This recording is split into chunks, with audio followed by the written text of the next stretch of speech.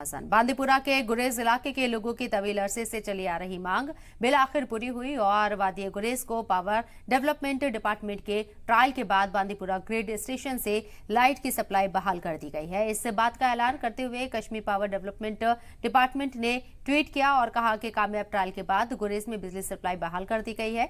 इस पर इलाके के लोगों ने खुशी का इजहार किया और इसके लिए एलजी इंतजामिया के साथ बांदीपुरा इंतजामिया का भी शुक्रिया अदा किया और कहा कि अब हमें बिजली कट से राहत मिलेगी।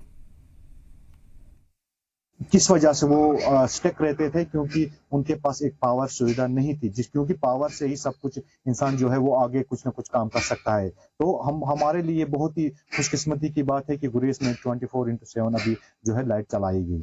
हमारी मरकजी हुकूमत ने यहाँ पर तामीर और तरक्की के 4 चांद लगाए। तो इस खुशी के मौके पर मैं अपनी तरफ से और यहाँ के लोगों की तरफ से हमारी मरकजी हुकूमत का और हमारे हरदिल अजीज वजीर आजम जनाब नरेंद्र मोदी जी का, जम्मू कश्मीर यूटी के लेफ्टिनेंट गवर्नर मनोज सिन्हा जी का,